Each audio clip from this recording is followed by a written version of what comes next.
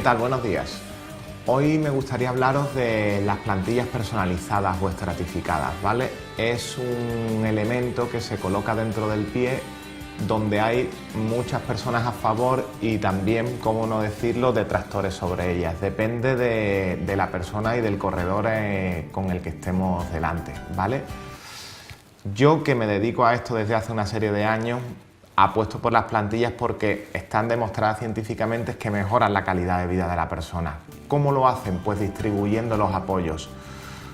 La plantilla está para ayudar, nunca para crear un problema o para crear una limitación a la hora de elegir zapato o elegirle el modelo zapatilla con el que nos guste correr. Si nosotros nos encontramos a gusto con una zapatilla concreta y no tenemos ningún tipo de dolor, mi recomendación es siempre que no utilicemos una plantilla.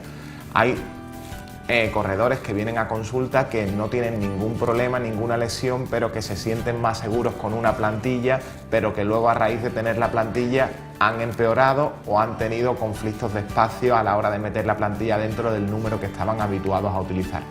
No nos pongamos una plantilla para digamos, sentirnos más seguros en la carrera. No es el objetivo de la plantilla. El objetivo está para ayudar en la curación de lesiones y para síntomas deficitarios o, ¿cómo lo diríamos?, susceptibles de tener una lesión, que sean factores de riesgo por el tipo de técnica de carrera o el tipo de pisada que tenemos, ayudar a esos déficits, complementarlos y que podamos realizar la carrera en las condiciones más óptimas posibles y con el menor riesgo de lesión posible, porque todo el mundo que realiza algún ejercicio se expone a una lesión. Nadie está libre de lesiones, por muy bien preparado físicamente que esté o por muy buena zapatilla o plantilla que lleve. Ese riesgo siempre lo tenemos que tener todos y nadie está libre.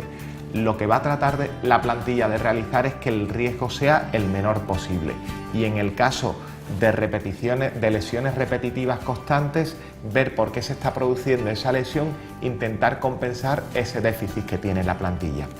La plantilla está diseñada para mejorar la calidad de vida y distribuir los apoyos. Cuando una lesión se empieza a cronificar, cada vez que salimos a correr aparece el dolor localizado siempre en el mismo punto cuando llevamos 15 minutos, 16 minutos, algo no está yendo bien. El cuerpo nuevamente produce lo que hablamos en otro capítulo, en otra ocasión, sobre el dolor. Algo no va bien, el principal mecanismo de alerta que tiene el organismo, es decir, me manifiesto en forma de dolor.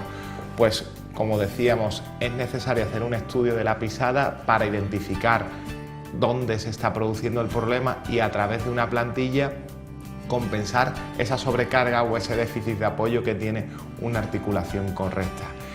El estudio de la pisada nos daría para hablar largo y tendido sobre ello. Un estudio de la pisada,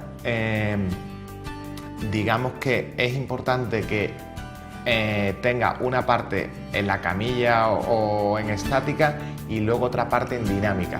¿Por qué digo esto? Pues porque hay compañeros que directamente toman un molde y le hacen una plantilla con una pequeña entrevista o con una pequeña exploración en la camilla, pero no hacen una parte dinámica.